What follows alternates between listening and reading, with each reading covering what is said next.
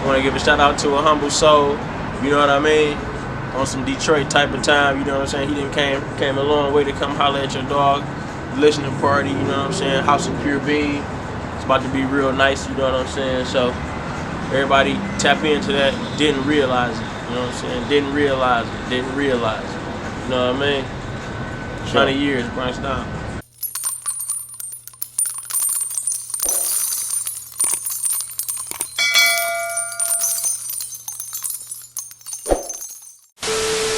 Man, A Humble Soul, we checking back in, man. Broadcasting live from downtown Detroit. Absolutely.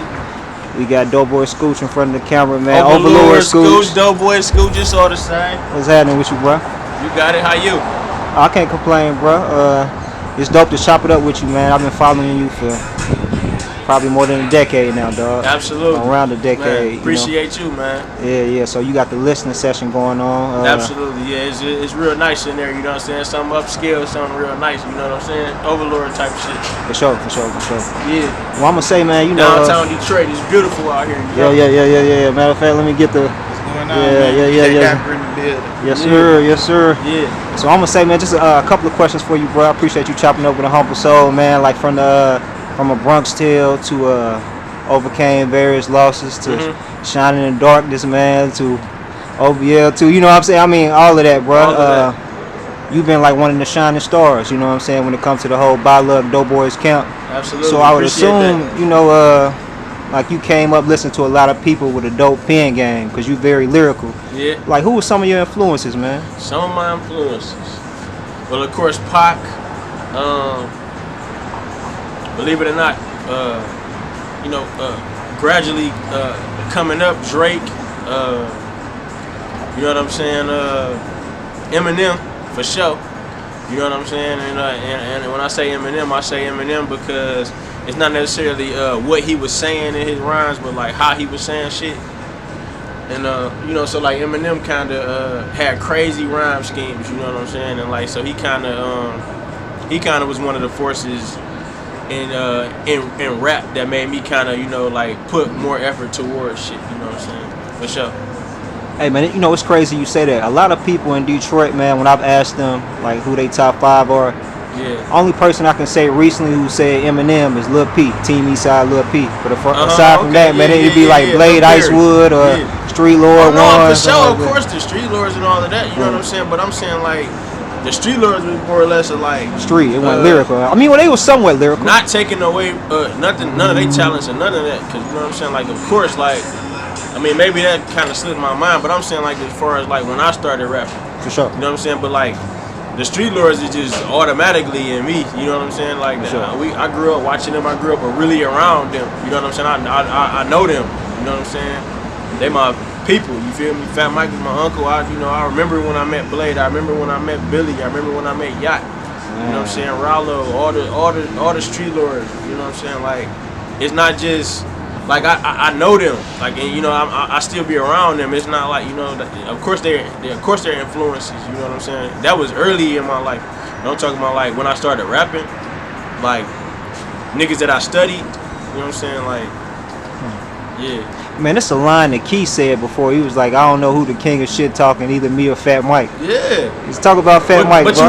you had to be around Fats to really know. Like, I mean, of course you heard his lyrics. You know what I'm saying? But you kind of had to be around Fats to really hear, like, the shit that he talked. Like, he talked crazy. Like, he'll build you up, but he'll also break you down. He'll cook your ass. Like, Fats can roast the most perfect motherfucker. You know what I'm saying? Like, it could be somebody that, it could be just a gorgeous, a 10 standing right here.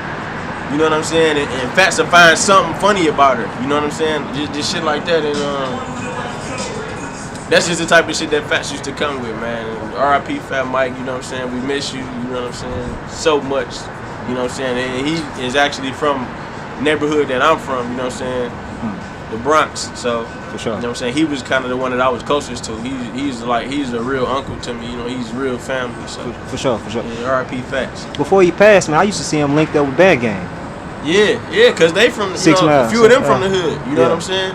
A few of them is like embedded in the hood as well. You know what I'm saying? Like that's just how this shit go. You know what I'm saying? Like you know, them my family. A few of them is my, you know what I'm saying, real family. That niggas, they ain't grow with me because I'm older than them, but like, you know what I'm saying, I watched them niggas grow up. You know what I'm saying? I know they parents. You feel me? Shit like that. So like, yeah, like Bang ain't them niggas from my hood. That's family. You know I remember you putting Paid Will in a verse, I think, on your OVL album. He wasn't in the verse. They was in my video though. No, I'm saying you mentioned them in a verse. But yeah.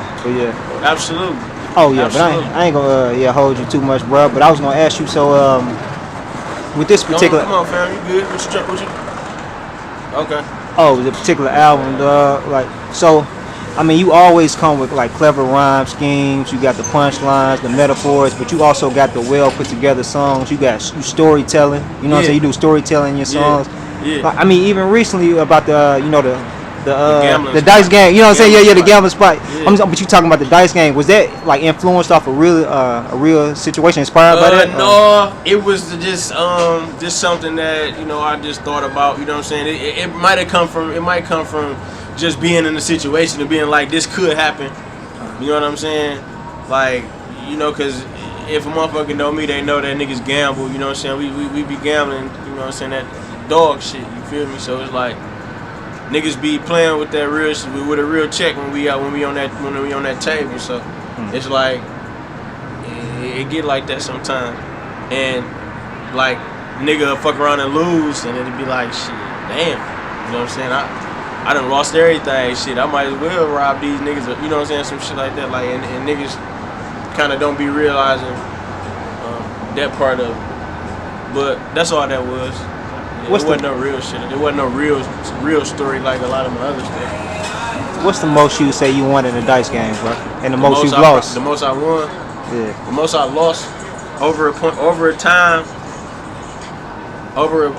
in time, I probably won. The most I probably won, probably about 15,000. Yeah, you know what I'm saying? In one dice game. Yeah, but a nigga might have lost 30. You know what I'm saying? So it's like, it's really a gamble then. A nigga win a lot, but a nigga lose way more. Is that an addiction for you? Hell yeah, it's past an addiction, but it's just Detroit shit. You know what I'm saying? When you on that, when you 4, 5, 6, and nigga, you'll put everything up. You'll put your chain up. You know what I'm saying? Shit, it'll happen. You know what I'm saying? But when you chasing that shit like that, like. When you chasing it, nigga, shit, that shit right there. Sometimes you would start with nothing. Like the time that I probably won 15, I probably started with $100. You know what I'm saying? Like, I feel you. You just never know. I feel you. So it still was a come up though. Yeah, for sure. I mean, man, at one point in time, you know, your father was in the streets or had his own name, and I think he had like a bar or something like that you ran. Yeah, he had a nightclub. Talk about that, man. Well, I ran a nightclub. You know what I'm saying? It was like more or less. He had a bar and he moved out of town and he left me to run it. Basically, you know, I was young, but I knew the play. I knew what everything that was going on. So. It just happened like that, you know what I'm saying? He just left it in my hands until he was ready to sell. And you saw people like Blade come in there? Yeah, but this was, cause he had it for years, so it's like I saw, like, up until like Blade was gone by the time like I started running it. When Blade was there, I was probably working there cleaning toilets or something, you know what I'm saying? But I just used to see them niggas and be like, dawg, yeah, these niggas up in this bitch tonight, you know what I'm saying? Blade, KDZ, it used to be all type of motherfuckers in that bitch. Everybody who was anybody used to be in there on them $2 Patron nights, you know what I'm saying? Lodge boys, you know what I'm saying? And then even before I was able to be off in there like that, it was the whole Detroit in there. And when niggas was still wearing suits and shit in the early 2000s and shit, platinum jewelry and short ass braids and shit. You talking about like east to west, yeah. Like all sides. East side niggas, all that. East side, hell yeah. Anybody who was anybody was coming in there. The Platinum Lounge, 6 Mile and Schaefer. Sure. Man, well, just a couple more questions for you, bro. I know at one point in time, man, you did some prison time. Right. You had to go away, and then you went away again for a short period recently. Right. Yeah. You know, can you talk a little bit about that experience? You all right? Oh, yes, you did. My guy. Oh, yeah. How you feeling? sure. Go ahead. Yeah. I'm saying you went away from First Point. I mean, you know, you went away for a vacation. You know what I'm saying? Temporarily for a couple of times. Right.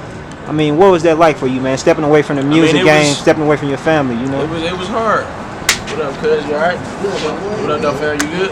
Yeah. Thanks for coming, yo. Yeah. It was really more or less just, man. It was. You know what I'm saying? It was how it felt to me. It was horrible, but I just had to do it. You know what I'm saying? I had to just keep it going, and I knew I was coming home, so it was just like I just had to handle my business. You know what I'm saying? I had to you know, call my people every day, talk to my people, and you know, just get shit done. You know what I'm saying? Sure. And when I knew when I came home, it was gonna be what it was supposed to be. Right. Yeah. Absolutely. Man, how did the track with you and Peezy come about? The 696. A concert that I had did. It was a Rick Ross concert, and I kind of just was backstage. I had opened up, and they were opening up, and shit, it just happened like that, and we kind of just, you know, met, like, was chopping it up and was talking, and I was like, shit, let's do something. You know what I'm saying? And it just came like that. Payroll. That's I already crazy. had the beat. Payroll beat, and Jerry was down to shoot it, so we got it done. You know what I'm saying? Shout out to Peezy. What's the odds of that, dog? Like, he a lyrical beast, you a lyrical genius. Payroll on the beat, you know what I'm saying? That's magic. It was a blessing. You know what I'm saying? I appreciate that. Shout out to Peezy again. Yeah. You know what I'm saying? Because there's certain shit that people do and they don't have to do. Yeah. You know what I mean? Didn't realize what inspired that title. Didn't realize it. It just came from, you know, all of the pictures that's on the tape. It's like just pictures of me and my homeboys as kids. You know what I'm saying? And it's like we just kind of just really didn't realize what was going on. You know what I'm saying? What would be going on by the time we got older. You know what I'm saying? And I'm still with a lot of my same niggas that you know what I'm saying, that I came up with. So it's going on. He said, come on in, my baby. I don't know where you can park in that Z lot. It's validated. Yeah, what you say now? No, about didn't realize. Yeah, didn't realize it. It basically was like, you know, the cover came from you know what I'm saying, all of those pictures, all of that collage that's on there is me and most of the Doughboys, you know what I'm saying, that I came up with, that we grew up with, you know what I'm saying. So it's like it was a point in time, like now it's like we didn't realize the shit back then that's going on now. You know what I'm saying? That's really all it really was, you know what I'm saying? And then we incorporated, I incorporated a lot of other popular Detroit artists just because, you know what I'm saying, like just because I felt like it was time for me to collaborate, you know what I'm saying, with different artists in the city. So let's go. Yeah. And I appreciate everybody who came out and helped me out, you know what I'm saying, to do what we were supposed to do. Man, any memories of Rock or Fresh that you can share? Yeah, memory of Fresh that I always talk about is he was real young and he stole my pistol. We was over Dre, because you know he Dre's little brother. I used to spend the night over Dre in them house all the time, Dre mama house and all that. So we go over there, and Dre had my gun, man. And I left it over there really. But Josh stole it. This nigga was a kid, bro. He was literally stole it. And brought it back with no bullets in it. I don't know what he did when he shot a bunch of bullets. I don't know what he did, bro. He went crazy though. But yeah, Rock was just so influential to me, and he told me a lot. Our relationship was so tight before I went in. He was telling me how this shit was about to be. You know what I'm saying? Living, having to go to prison or whatever. So that's just always, that's just something that always stick with me. You know what I'm saying? As far as Rock goes. You know what I'm saying? Rock was a genuine nigga, man. Much love. Yeah. Absolutely. Hey, y'all. Sure.